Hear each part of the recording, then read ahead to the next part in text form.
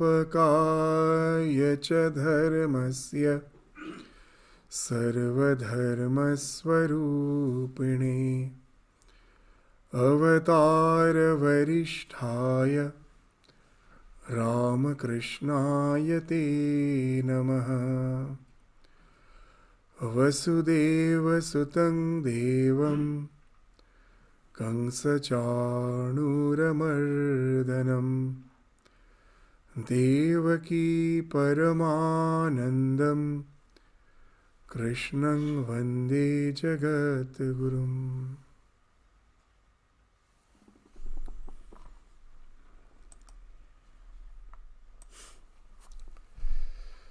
So in the last class, for the time being, we have completed the study of the 9th chapter, and today we will have an introduction to the study of the 10th chapter, and then followed by the verses which we will take up one by one for our study.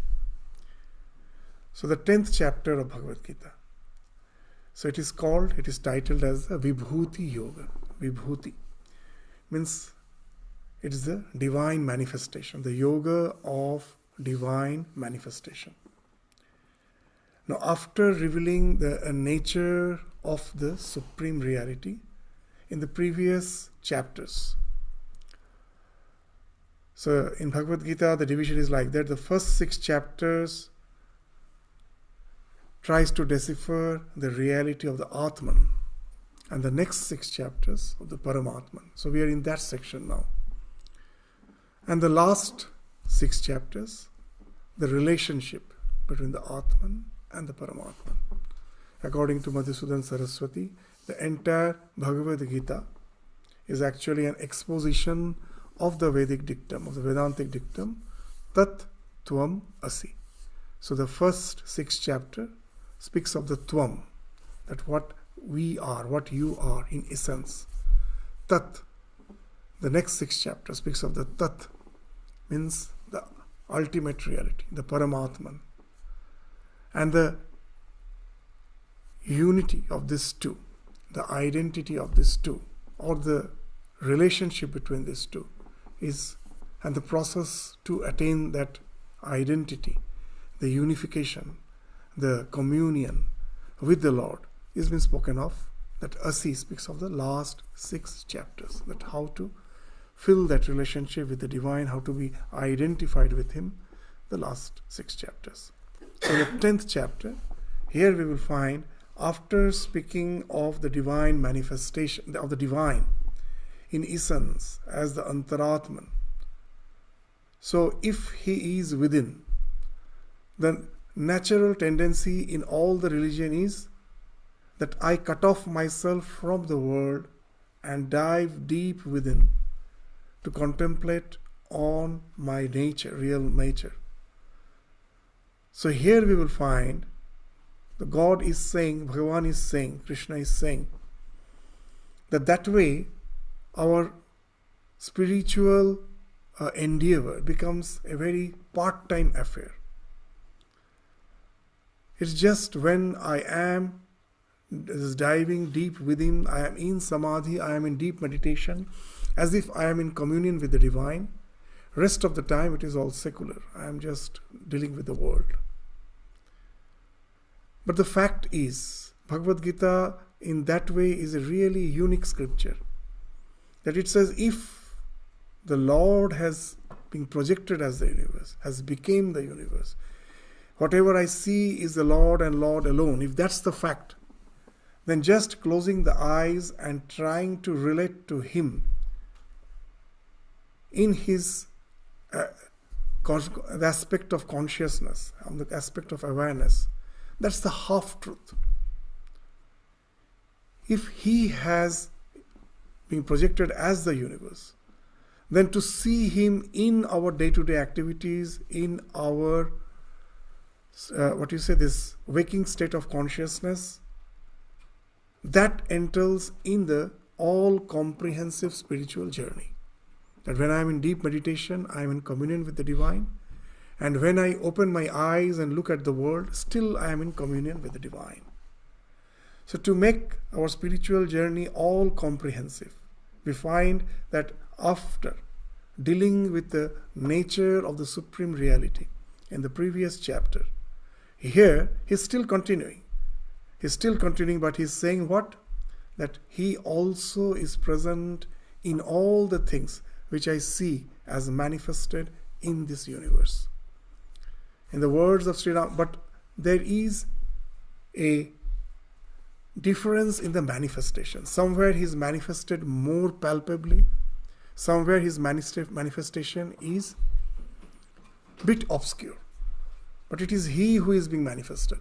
Where his manifestation is more, I say it is all pure, it is all holy. Where his manifestation is bit obscure, that's what I say is impure, unholy. So, according to Swami Vivekananda, that the so-called, there is no dichotomy, there is no division as per the pure and the impure is concerned, as per the holy and the unholy is concerned. In his words, the difference is in degree, not in kind.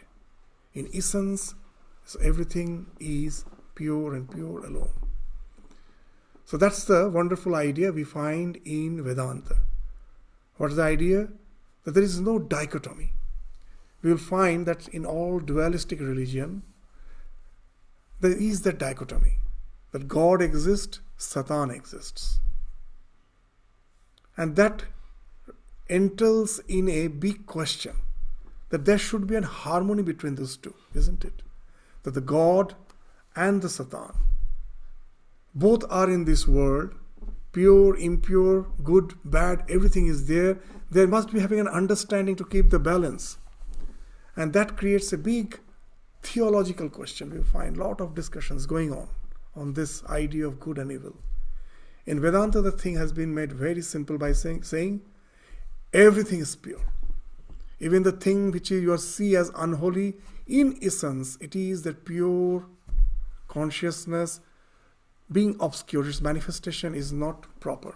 Just to give an example, a small seed, a small banyan seed, has the potency to grow into a huge tree.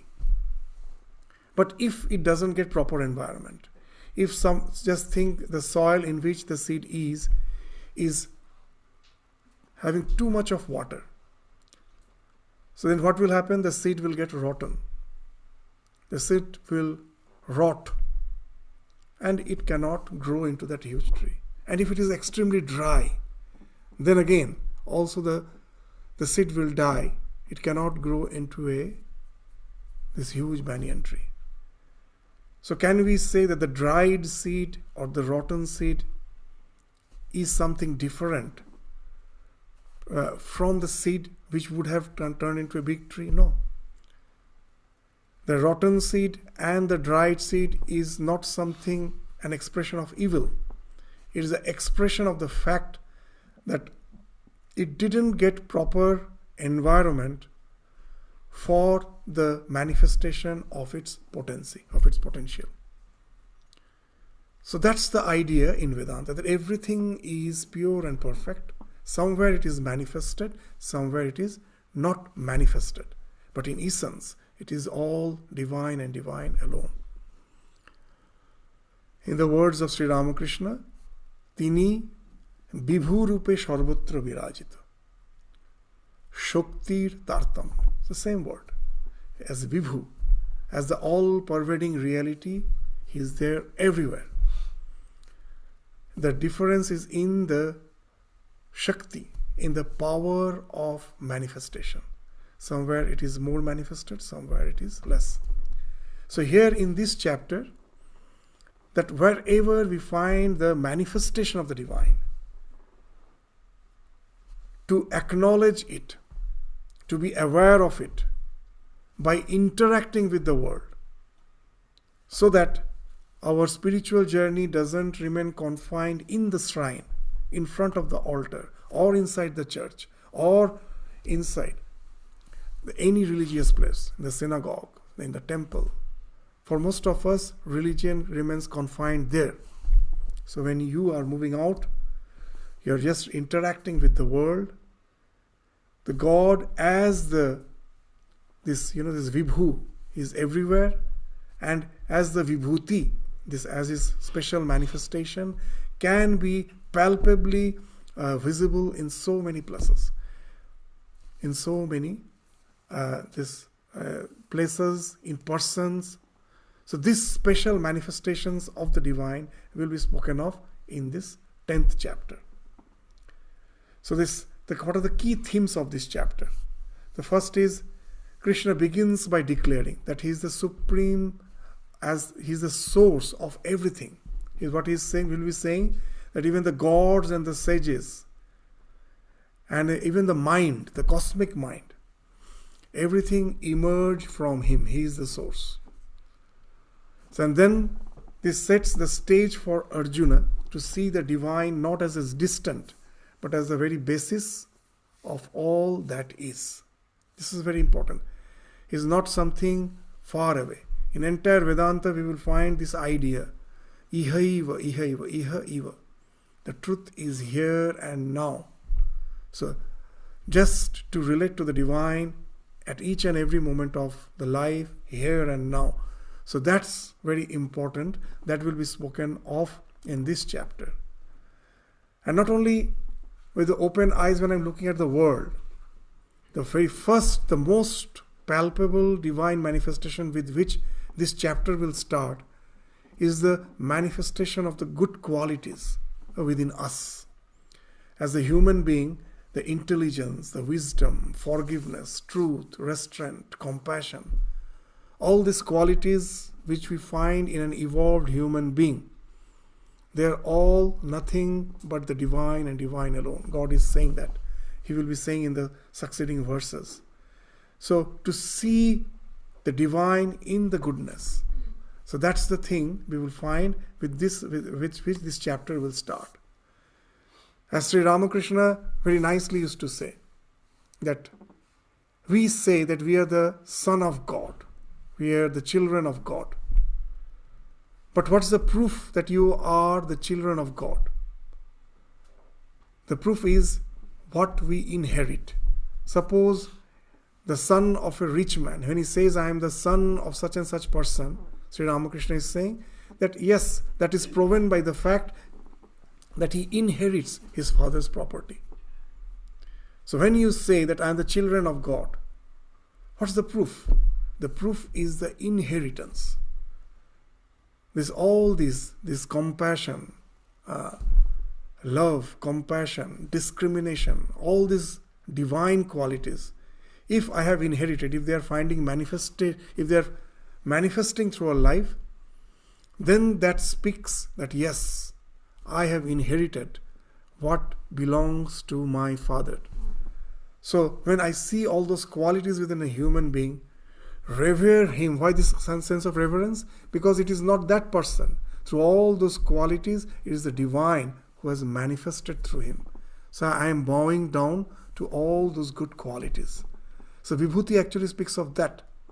That's why Sri Ramakrishna, we will find, is saying in one place, in many places, not only one place, that wherever you find that many people are revering someone, there must be some good qualities for which that people are revering. So know that on such places there is a special manifestation of the divine. These things are very important. Why? That we will find that even in the Yoga Sutra, very nicely they have spoken of that. Forget about spiritual journey. First, in our day-to-day life, if there is no basic behavioral refinement, you can never speak of calmness of the mind. What to speak of meditation? For meditation, you need a calm mind.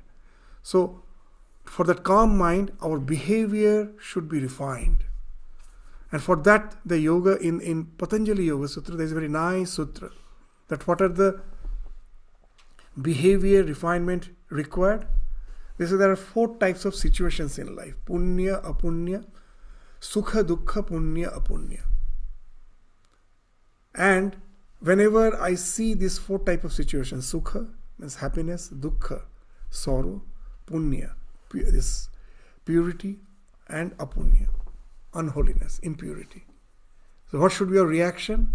Whenever I see happiness, I should relate through friendliness. This, I should be having a sense of, I should be friendly towards that person. If I see dukkha, I should relate through compassion. If I see punya, I should always relate through reverence.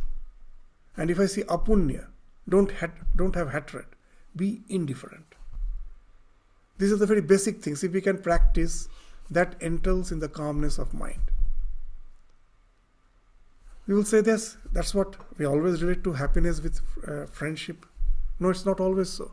It's only when my kith and kith are happy, I try to relate through. I just try to be friendly. I try to relate through that, just to share that happiness. We are there. But we will find that in our society, what happens when someone else is happy, who is not related to us, somehow this that jealousy springs up. We feel that in that situation, I'm not feeling very happy. That in the long back in India, for some TV, that advertisement used to come. That neighbor, what is this? What is your pride? Neighbor's envy is owner's pride. So this neighbor's envy is owner's pride. So what it speaks of, that when you are happy for certain reason, that's the cause of the envy for others. Why? Because that's the general our attitude, behavioral attitude is. So here the Yoga Sutra is saying, beware. So do you really feel that jealousy, envy towards other? Then consciously you have to practice what? This happy. When you see sukha, you have to relate through friendliness. Share the happiness through friendliness.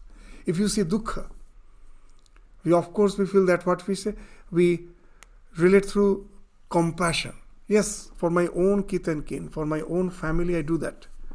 But sometimes I find when others are suffering, I may feel if he's not my friend, I'm a bit envious, he's my inimical towards me. Sometimes I may feel a type of very sadistic happiness. Tit for tat. He deserves that. That type of feeling sometimes we get. So here again the Yoga Sutra is saying, beware. Consciously try to practice karuna, compassion for such situation. In this chapter, the third thing, this punya, holiness, that is very important. That when you see the good qualities in other, again you will find. If I belong to a particular denomination, particular church, there all the so-called illuminary figures, I have a tremendous reverence. I see the holiness there, I relate through reverence. But you will find it's very common throughout the world, especially nowadays you will find. Whenever the holiness is found somewhere else, some other organization, immediately we will find somehow there must be some sort of hypocrisy there. Some sort of this grey zone must be there. And we always try to find out the faults there. So again here they are saying this, whenever you see punya, relate through reverence. So these are the things. Here also, why this chapter will start with that. That whenever you see these qualities, God is saying, I am those qualities. Whenever you see these qualities, you just know that I am there and be worshipful. That person is just like a conduit, that you are just see, he is there and you are seeing the divinity there. He is just like the image through which the divinity is palpably manifested. So have a sense of reverence. And when you see anything impure, the tremendous hatred we find everywhere. That the best way for my own spiritual growth is as if I haven't noticed it. Be indifferent. Because hatred is a type of negative attraction. You will find in our life that what I hate, I think of it more intensely than what I love. Constantly I will be thinking of that. And that also in a negative way. So, don't develop hatred for unholiness. Be indifferent. Indifference means that when I'm passing by the road, I see so many other people with whom I am not related. I neither feel any feeling of love, nor any feeling of hatred. I'm just, no, he's just a passerby. I'm just indifferent. So for any unholiness, develop that indifference. So these attitudes are very important. In this chapter, why the Vibhuti has been spoken of. That try to see the goodness in everything in this life and try to relate with that positive attitude so that you develop a very, worshipful attitude, a calmness and tranquility, all these good qualities that you will start culturing within you if you try to see the goodness manifested in the world. So the divine qualities in human beings, that will be spoken of. And then not only that, even seeing the divine in the world. So wherever that, in India you will find that wherever any place of scenic beauty, if it was India, there should have been a Shiva temple on the top of the Dandenong hills. So in India you will find that wherever you go, that any place of scenic beauty, that people will be just climbing the Himalayas. Go to the river where the ocean, the three oceans have met. Somehow we have met that Kanyakumari temple there.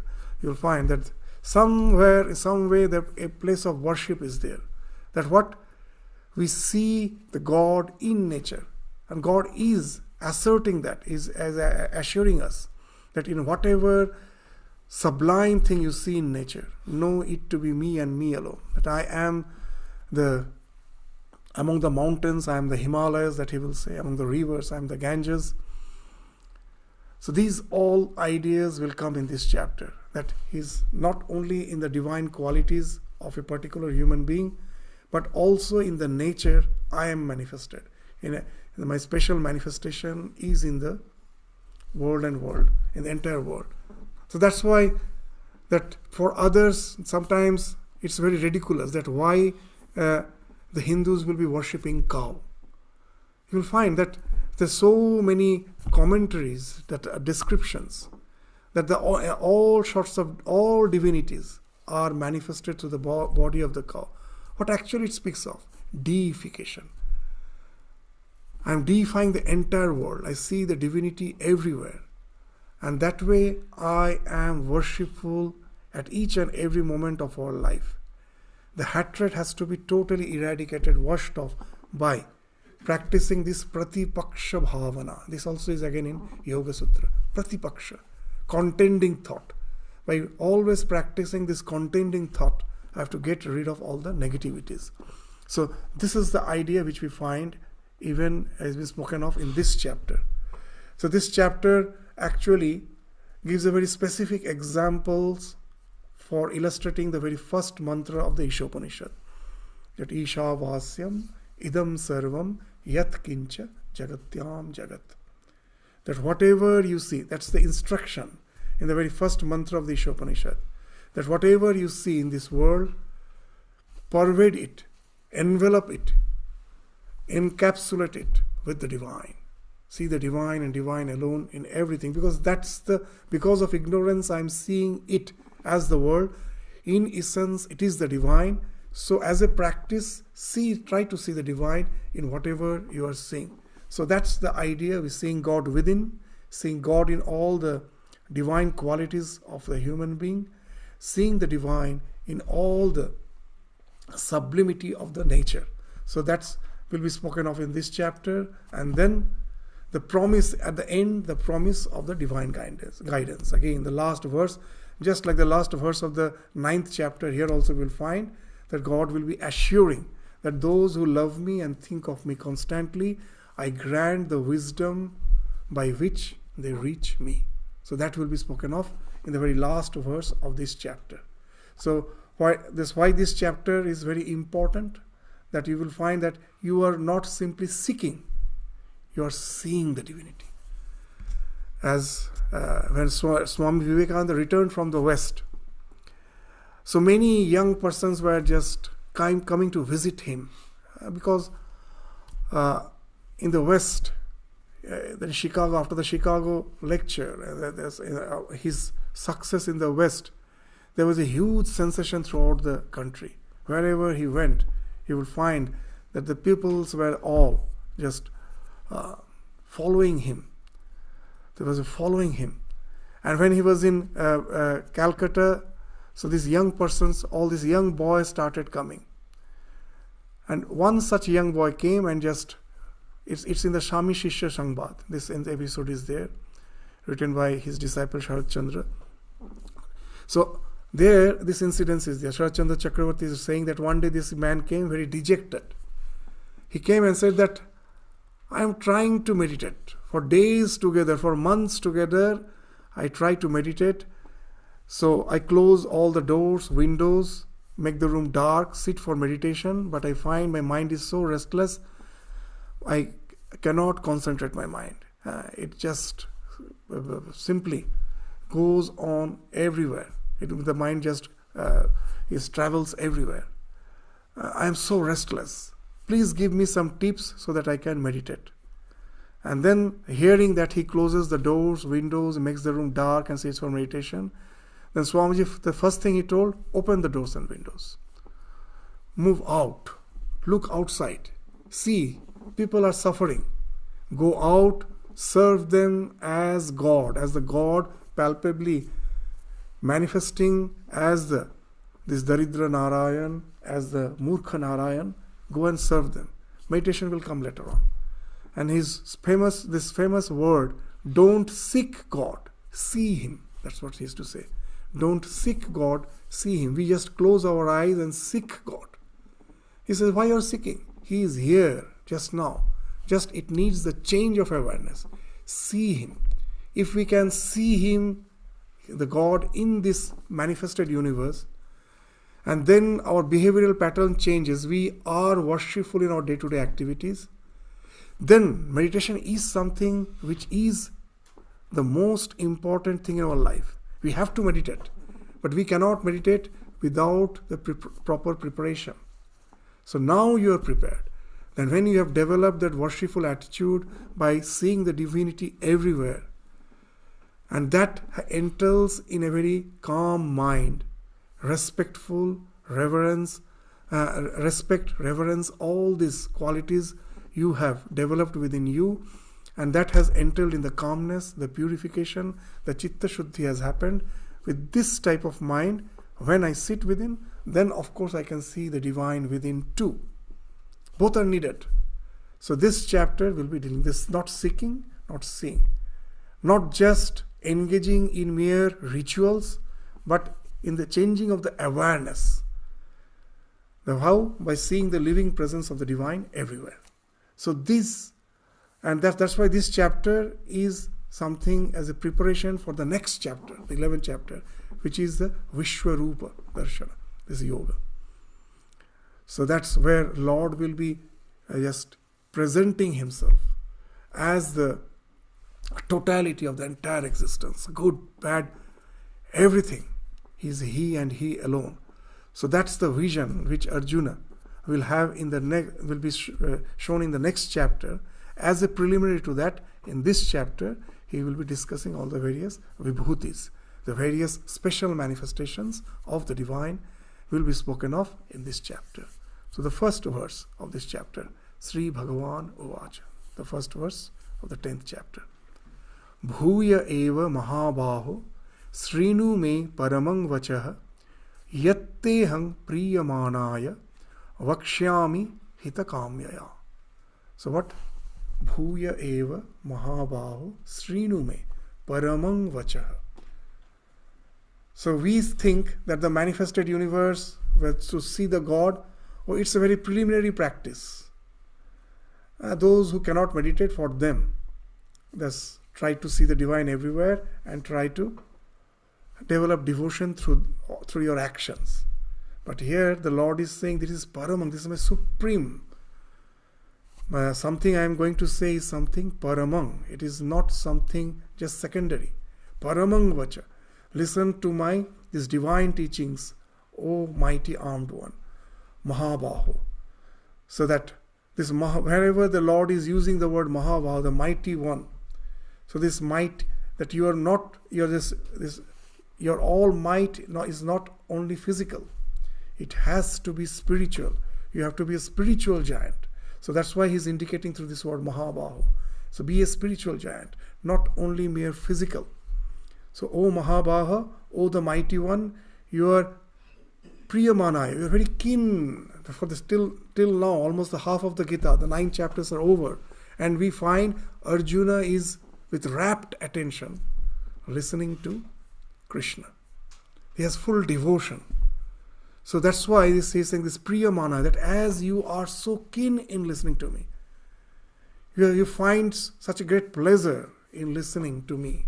So that's why, desiring your welfare, I shall reveal all this, this Vakshyami Hitakamyaya, listen again my divine teachings, which I am going to reveal to you, the special teachings, which I am going to reveal to you, as you are so keen. So in this verse, the key word is this Priyamanaya. It's very that when a student approaches learning with sincerity, then curiosity, eagerness, then something remarkable happens. What's that? We find the teacher opens up. This teaching is something where if the students are indifferent, the teacher also, you will find, is somehow just delivering the lecture and going out. It becomes a very professional relationship there where the teacher cannot open up. So the catalyst for the learning process, where the teacher has to open up, for that the student has to be very, very devout, has to relate to the teacher with respect, reverence. So that's why this word Priyamanaya is very important. That now I'm going to give you some special teaching, because you are so intently, with full pleasure, you are listening to me. So this is the idea which has been indicated in this verse. You will find in the Upanishads, whenever any of the Upanishads starts, it starts with a Shanti mantra. And one particular Shanti mantra is very common for many of the Upanishads, and that we all know. We chant whenever there is some religious gathering, this Shanti mantra is chanted. What is that? Om Sahana Bhavatu, Sahano Bhunaktu, Sahaviryam Karvavahi, Tejasvinavadhitamastu, Ma Vidvishavahi, Om Shanti, Shanti, Shanti. So what it is actually speaking of? That before the study starts, we are praying that, O Lord, protect us both, the teacher and the student, and then nourish us both, that may we work together with great energy. May our study be enlightening and fruitful. Let there not be any misunderstanding, that we should not resent each other. Because for the learning, this is very important. And that's the we find that Arjuna. So you know that before in the Mahabharata it is mentioned that the problem which Arjuna is having, the same problem even Duryodhana has. Duryodhana in one place is saying that what can I do? My mind is such, the way it directs me, I have to follow its direction. This good, bad, evil, whatever you say, that's the way the mind almost forces us. And in the Gita we find Arjuna also says the same thing. But what's the difference? The difference is Duryodhana thinks that's the thing which is the hard fact of life. There is no way out. Arjuna, though he knows that his mind is also restless, Vayu river, there's just like wind, it cannot be controlled, he's saying. But he has that Shraddha, that respect. He is presenting himself in front of Krishna with that, aspiration, that show me the way. And that's why we find the God is here to show him the way, that how to control the mind, that in all situations of life. In the second verse, what he's saying? This now the second, with the first, the chapter starts that Name Vidu Suragana Prabhavam Na Maharshaya Aham Adirhi Devanam Maharshinam Cha Sarvashah. That neither celestial gods nor the great sages know of my origin. This Name Vidu Suraganaha. Suragana means all the celestial beings. Maharshaya, all the great Maharishi, Maharshaya. Those who are the great sages. This word Rishi, it means the seer of the. These words have a very specific meaning. Rishis mean the seer of the mantra. Mantra drashta Rishi. Mantra drashta. What is the mantra? Mananat trayate iti mantra. That when you go on contemplating on it, any specific idea, it liberates you. How it liberates? By taking you to, by revelation, by taking you to certain revelation. When that revelation happens, the person who has seen that, he is the mantra drashta, he is the rishi. So such rishis, they are the exalted beings who have, for whom the spiritual truths are not mere conceptual. They have realized those truths. So those great ones, even they don't know I am something which precedes them. What's the idea? Just the way a child is not in any way aware of his father's birth, isn't it? The cause, because he came later. So similarly, the idea is here that I am the cause of the cause. Whatever you see in the universe, I am the fundamental aspect of that. Everything has emanated from me. So that's why Name Vidu Suragana Prabhavam Na Maharshaya Aham Adirhi Devanam Maharshinam Cha Sarvashah. I am the Adi. I am the very, that I am the source from which the gods and from all the rishis, they have all came. Now, this word Deva is very interesting. Even in the commentary we will find that generally we translate it as the celestial ones. The word Deva came from Div Dhatu. Div Dhatu means the illumined ones. That we have the idea that those who are these exalted beings, those who are in the celestial, this region. So their body is something very subtle. And it is full of illumination. It is illuminating. So that's why they are called Devas. The Div from Div means to illumine. Div Dhatu. But actually, in another sense, the Devatas means all the Indriyas. All the senses. Because eyes, ears, because they are all illuminating. The eyes illumine whatever you are seeing. The eyes are illuminating. The ears illumines the sound. The nose illumines the smell. Everything has a fragrance. How it is being as if an ignorance over it. That fragrance, that ignorance is removed by what? Through the sense of smell. The tongue illumines the taste. The skin illumines the touch. So these senses are the Devatas. And these senses by itself cannot illumine. All the senses, behind the senses is the mind. Whatever I perceive through the senses, it is processed through the mind and then it gets illumined. So all the senses, including the mind, is also called Devata. So now if you dive within, the Lord is saying that I am the Adi of the Devata, that He is beyond the mind and the senses. Because of Him, the mind and the senses are working. The idea of this mind is, some Devata is not only the individual mind, even the cosmic mind. What's the idea of the cosmic mind? That we are all, our minds are the part of that cosmic mind. There's only one mind. We are just a part of that cosmic mind. So here Devata means that the cosmic mind, the Hiranyagarbha. This is not only the celestial beings, the cosmic mind. That the Lord as the conscious principle illumines the mind, of which our minds is also a part. And by that, the entire existence gets illumined. The mind is first illumined and then the entire, just like the full moon night. In the full moon night, the entire earth is illumined by the moonlight. But does the moon has its own light? No. The sun has illumined the moon. In turn, the pratibimba, bimba, pratibimba, the moon in turn is illuminating the entire earth. So here, the Deva means the cosmic mind behind which the Lord is. Because of him, and everything gets illumined, everything appears to be manifested. So he is the one who is the beyond the Devas, beyond the Rishis. So this word Deva also means that the something beyond the mind and the senses. It is the cosmic mind. So in the Isha, if you'll find this idea is spoken of, again it's in the Isha Upanishad. What it says, very interesting. In this, it's a bit out of the context. The Isha Upanishad has 18 mantras. Just 18 mantras. It's one very small Upanishad. And Bhagavad Gita has 18 chapters.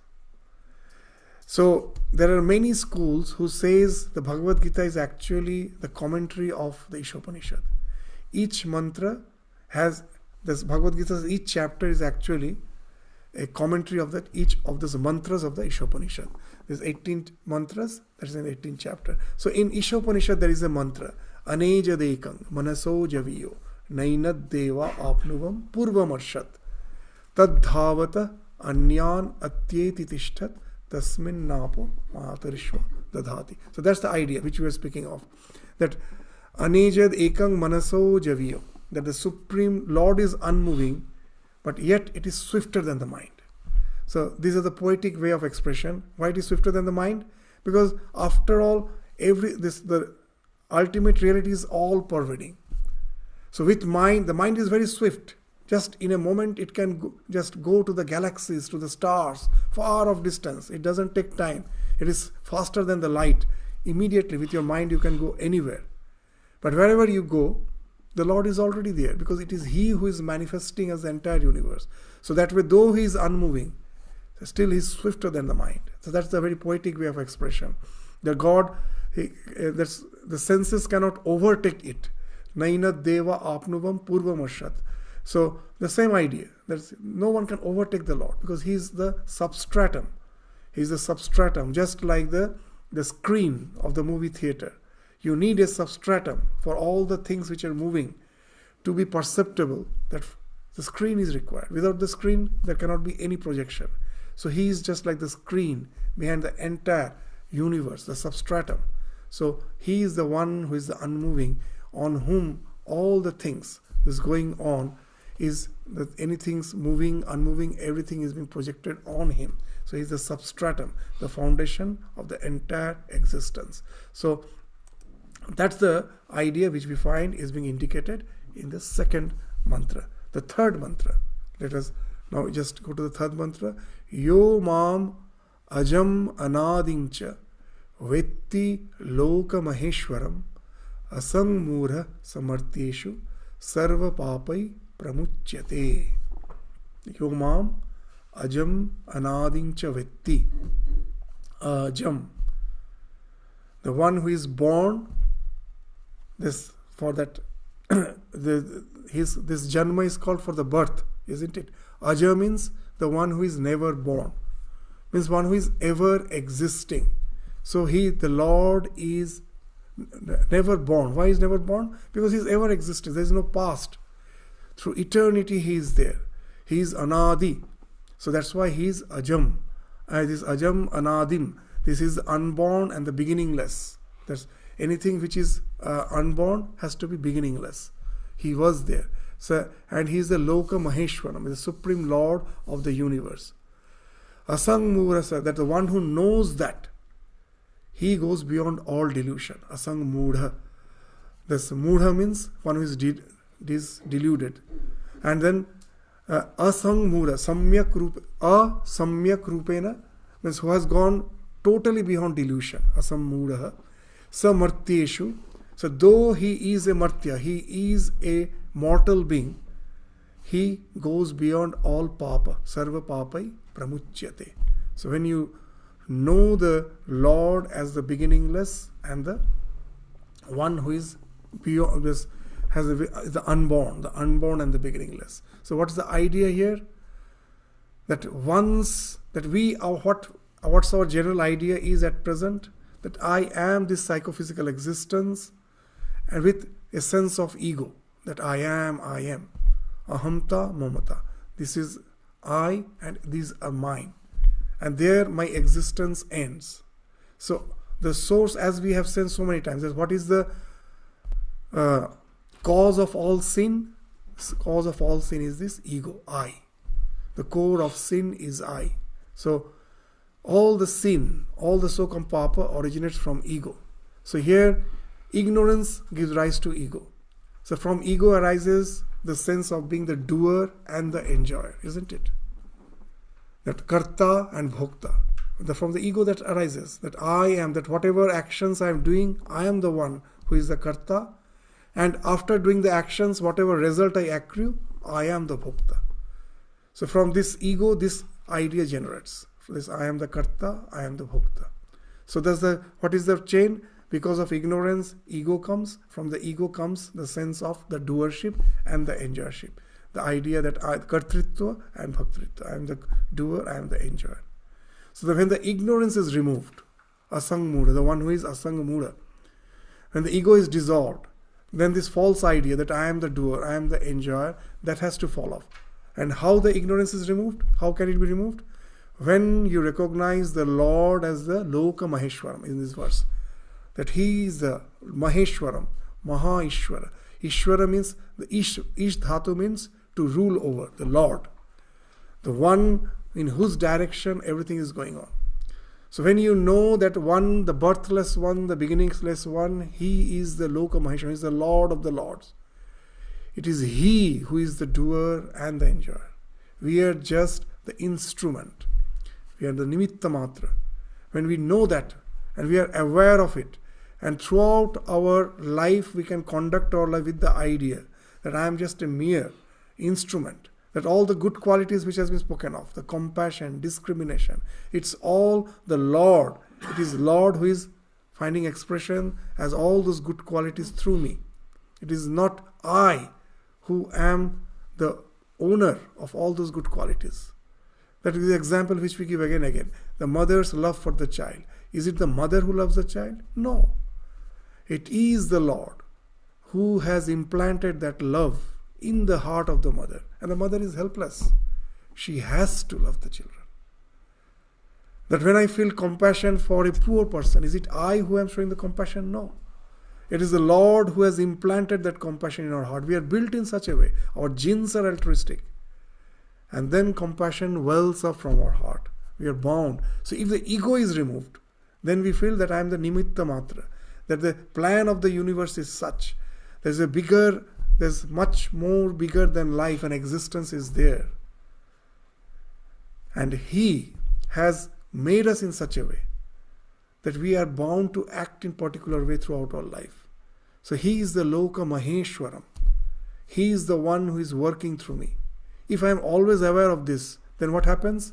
This cycle, because of ignorance, the ego, from the ego comes the idea of doership and the enjoyership.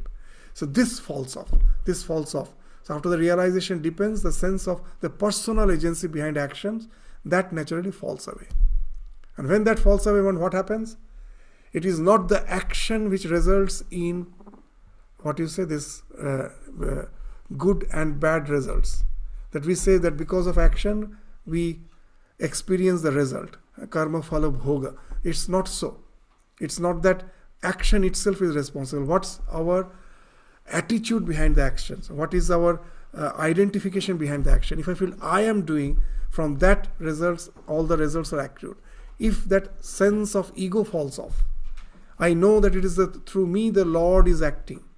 Then I go beyond the results of the actions. And then question of this doing papa is no more there. Because it is the Lord who is working through me. That why these things are so important? Bhagavad Gita started with that. That Arjuna felt that by killing his own relatives, he will be doing great papa. That it will be a great sin for him to just kill his own relatives, his kith and kin. To enjoy his words were to enjoy the kingdom after killing his own relative is something enjoyment which is smeared with blood. So it speaks of the papa. So here Bhagavan, what he is saying, that know me to be the Loka Maheshwaram. And then you become sarva papai pramuchyate. When all the actions are done with this, knowing me to be the Lord, that is the Lord who, for the maintenance of the universe, for the sustenance of the universe, He knows best. Sometimes outwardly it may look evil, but it is just like a surgeon when he's performing the surgery. We have to be under anesthesia because it actually entails in tremendous pain. But we willingly go to the doctor for the surgery. That apparently the act which is the cause of suffering ultimately is going to cure me, isn't it? So in this, our existence, there has to be some surgical strikes sometimes for the sustenance and the maintenance of the creation. And for that, there has to be some instruments. So if you think you are doing, then of course, you may have that feeling that I am doing papa. But if you are totally resigned to the Lord and know it for certain that it is the Lord who has made you the nimitta matra, an instrument, and through Him He is working. The question of this good results and bad results, everything falls off. That you don't accrue the results for the actions. You just become an instrument in the hand of the divine. So just see, this verse may appear as if just he's saying something that know me to be the Lord of the universe and you go beyond all sins. But actually it has a psychological, programming behind it. That what's our attitude becomes then. When I know that the Lord is the one who is the Sarva Loka Maheshwara, then I know that it is He who is acting through me. It is He who is acting through me. But again, very important thing is here that we should really feel that if I just resort to any action thinking that it is God who is working through me, then most probably it is my ego working, but I am just professing. I'm just professing it is the Lord who is working through me. It is to each and every moment to feel that this good emotions. That's why in this chapter starts with all those good divine qualities. As we go to the verses, you will find the 4th, 5th, 6th verse, which we will be studying in the next class. You'll find all the good qualities. The Lord says, I am alone those good qualities. Why He spoke that? So there's two things. That when you find the good qualities expressing through your life, don't become egoistic. Then what happens? Then at last you will find that in spite of all those good feelings, at last it enters in all sorts of complications. The ego will come into picture.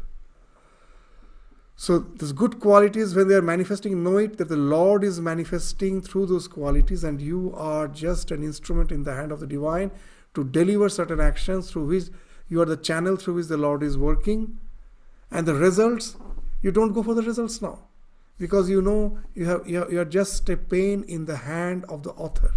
It is the author who is writing. The pen cannot claim that I have written so many books. The one who is holding the pen, he is the writing. That's what Swami Ramakrishnananda ji always used to say. What a tremendous amount of work he has done in entire South India.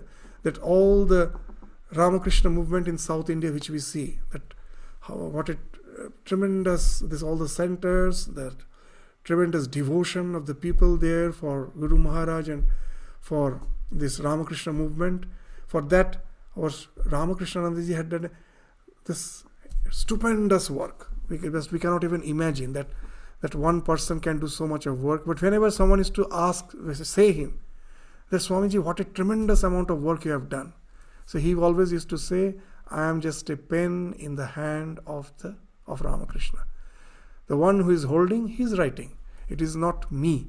So to get that idea, so this verse is very important. That know me to be the Loka Maheshwara. When you know that, now whatever you are doing, for that you don't have to be you don't anyway fructify the results of this action. You transcend the results of the action. You transcend the so-called papa. Because the ego has fallen off. The ego has been dissolved. It is the Lord and Lord alone who is working through you. And When that's done, then only you can think of spiritual emancipation.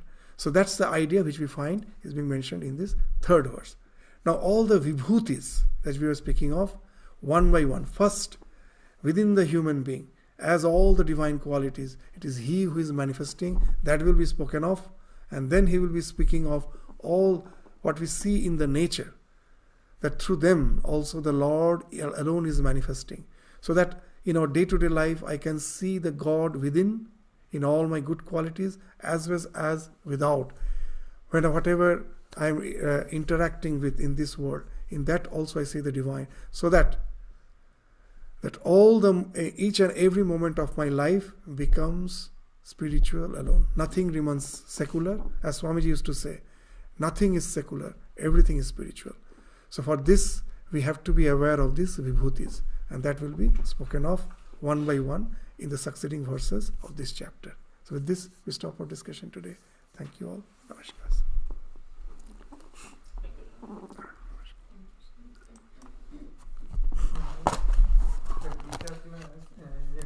Oh yeah, next week we don't have, but yeah, on the following that it will be too long gap. We will have this 21st we will have class, and then for the Christmas we will break. So next Sunday there is no class. We are all invited for the Holy Mother's birthday celebration. I think for that you have all got the link. So please register and try to just be there in that for that event. You're all welcome. And the following Sunday, that's I think 21st. So we will have the class here, and that will be the last Gita class before the Christmas break. So we will have a Christmas break, and classes will again commence after Swami Vivekananda's birthday. So it will be the mid of January. So from the end of December to the mid of January, we won't have any class. And we will, of course, through email let you know when the class will be starting again. So thank you all.